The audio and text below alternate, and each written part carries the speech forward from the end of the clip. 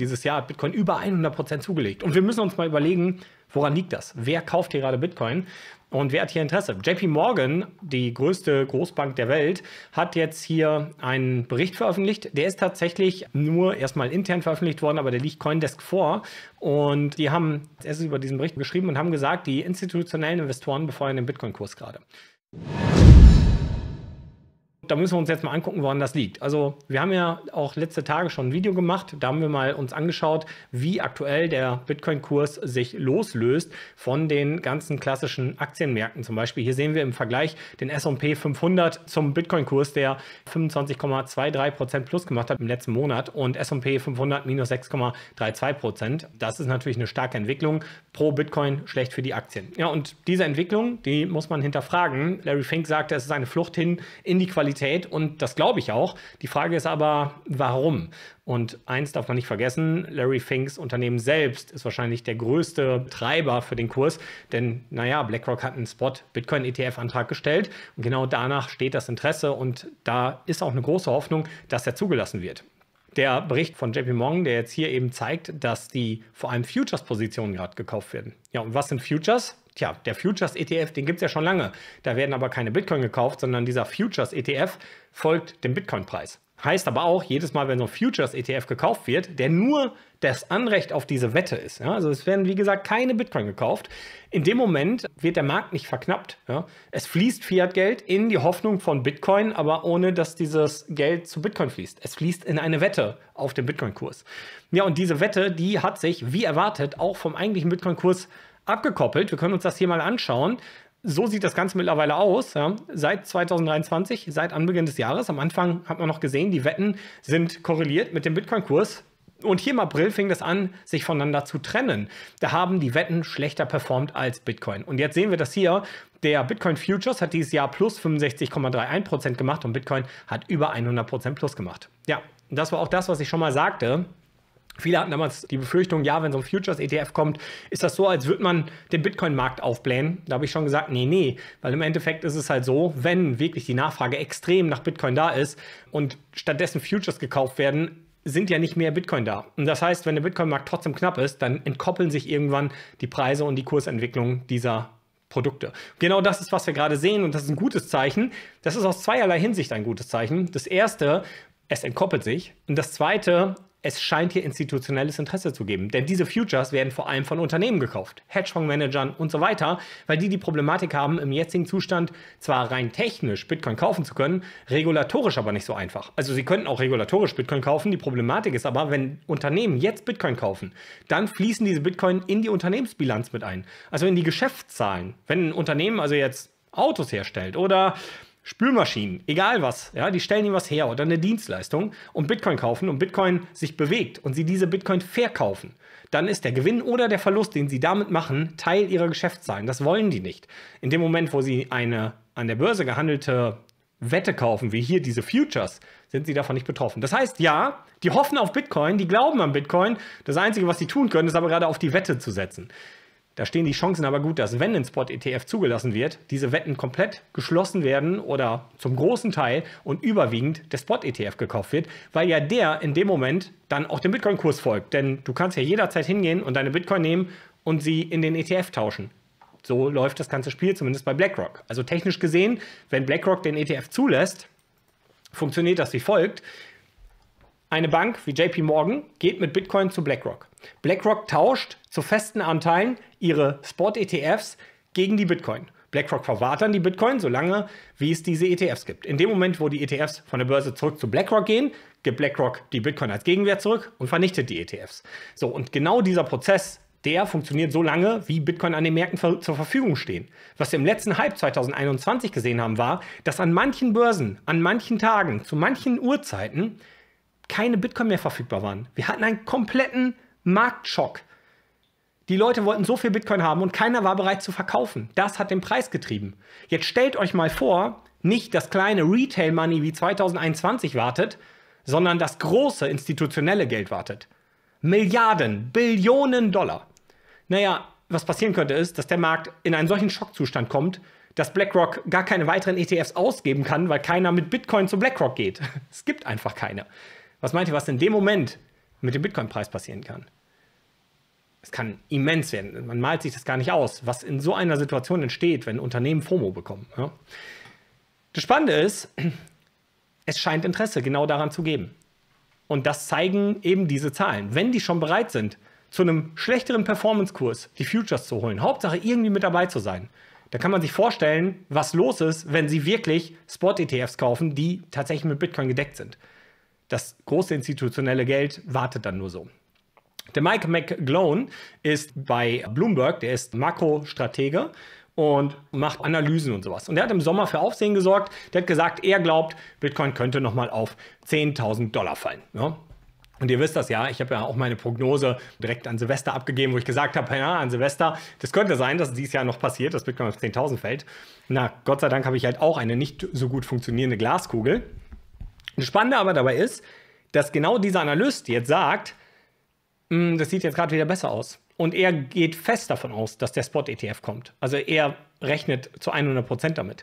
Und das Spannende ist aber, was er sieht ist, Bitcoin hat Gold in der letzten Periode x10 outperformed. Ja, x10. Bitcoin hat sich in dieser Hinsicht als die Krisenwährung etabliert. Noch vor Gold. Und er sagt, in dem Moment, wo die Spot-ETFs kommen, könnte das ein Dauerzustand werden, dass in jeder Periode Gold x10 outperformed wird. Und was wir dann sehen ist, dass Bitcoin auf einem Market Cap, Asset Market Cap immer weiter hochklettert. Und das hat Bitcoin jetzt gerade geschafft. Bitcoin hat kürzlich jetzt Tesla überholt. Das heißt, die Gesamtmarktbewertung von Bitcoin ist jetzt größer als die von Tesla. Und die Besonderheit ist, diese 677 Milliarden, das ist nicht das, was an Gegenwert in Bitcoin liegt in dem Sinne, sondern wenn man alle Münzen nimmt und die multipliziert mit dem aktuellen Bitcoin-Kurs, dann kommt dieser Wert raus. Ja? So, und wir sehen das hier, Gold ist bei 13,3 Billionen. Ja? Und bis Bitcoin da ist, dauert es noch eine ganze Weile. Wenn Bitcoin aber zukünftig, wenn es den Spot-ETF gibt, in jeder Periode Gold x10 outperformt, dann kann Bitcoin ganz, ganz schnell hier oben hinklettern und zum teuersten Asset der Welt werden. Ja? Die Chancen stehen tatsächlich nicht so schlecht. Ja? Also große Hoffnung gibt es da drin. Aber es sieht auch ganz so aus, als wenn die Rallye dann vor allem weitergeht, wenn das institutionelle Geld kommt. Der Mike McGlone rechnet damit. Und das führt uns eigentlich, zum Elephant in the Room, zu der großen Frage, ist das aber gefährlich? Was ist, wenn das wirklich große Geld, was jetzt kommt, durch die Institutionellen kommt? Und was ist, wenn die später die ganzen Bitcoin besitzen? Stirbt dann Bitcoins Vision, diese Idee von einem freien Geld, dem Geld der Cypherpunks, dem Geld der freien Menschen, der Möglichkeit, dieses Fiat-System von Grund auf zu ändern? Ganz ehrlich, natürlich nicht. Aber wir wollen uns heute angucken, warum. So wie Bitcoin designt ist Bitcoin unscheinbar. Wie viele Menschen unterschätzen Bitcoin vor allem die letzten 10 Jahre? Wie viele Meldungen aus der Mainstream-Ökonomie habt ihr gesehen? Vor Jahren schon. 2014, 15, 16, 17, 18. Wie viele Meldungen der Banken? JP Morgan selbst hat gesagt, das ist Blödsinn. Jeder, der darauf spekuliert, wird sein ganzes Geld verlieren. Selbst Larry Fink hat das gesagt. Wie viele dieser Leute lagen richtig? Wie viele der Kritiker wussten, wovon sie wirklich reden?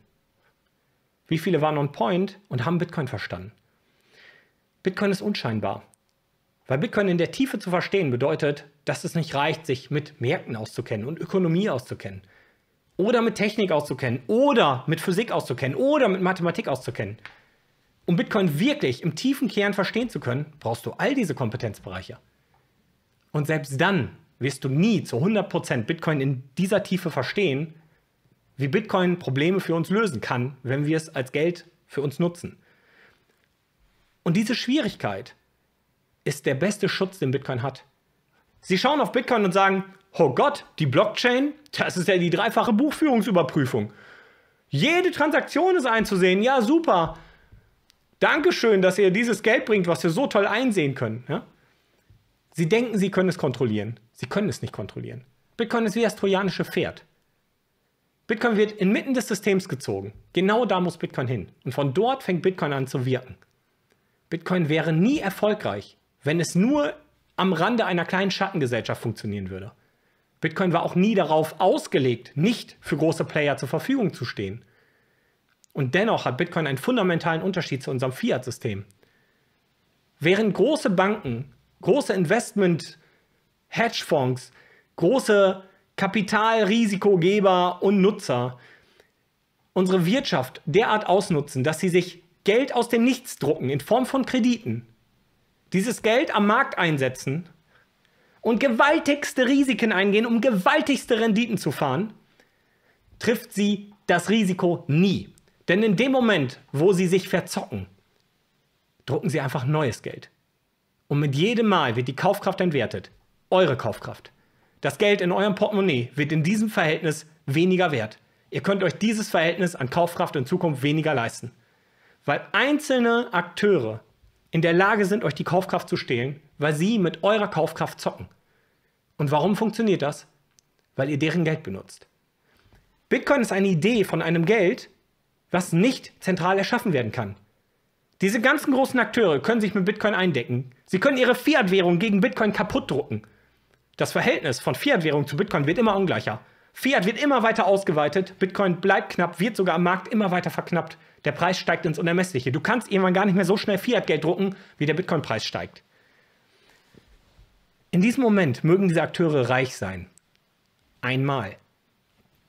Diese Akteure sind heute nicht reich.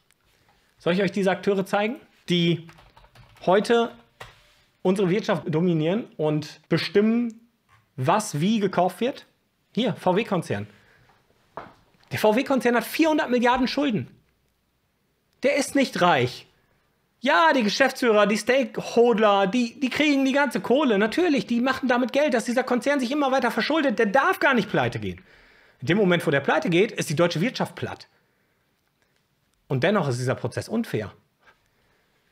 Guckt euch RWE an, guckt euch die ganzen Energiekonzerne an, egal wo man hinschaut. Die ganze Wirtschaft ist hochverschuldet, der Staat ist hochverschuldet, alles ist hochverschuldet, auf eurem Rücken. Ihr seid die Kaufkraft, die sie brauchen, die sie umverteilen. Lasst sie doch einmal Bitcoin kaufen. Glaubt ihr, ab diesem Zeitpunkt werden diese Akteure auf einmal effizient? Nein, die werden ihre Kohle genauso verzocken. Und dann gibt es einen einzigen Unterschied zum Fiat-System. Sie können keine neuen Bitcoin drucken. Keine Chance. Und das ist der große Unterschied. Das ist das, worum es geht. Und bis dieser Zustand erreicht ist, muss aber was passieren? Bitcoin muss inmitten unseres Fiat-Systems angekommen sein. Bitcoin muss akzeptiert sein und sie müssen bis dahin denken, sie hätten es unter Kontrolle. Genauso funktioniert das. So und nicht anders. Bitcoin ist das trojanische Pferd unserer Freiheit. Unterschätzt von den Eliten, unterschätzt von den Staaten, unterschätzt von böswilligen Akteuren und jeder profitiert davon, weil es eine freie Welt nach sich zieht. Eine Hoffnung, die Probleme zu reparieren, die Fiat für uns erzeugt. Fiat-Geld, welches zentral geschaffen werden kann.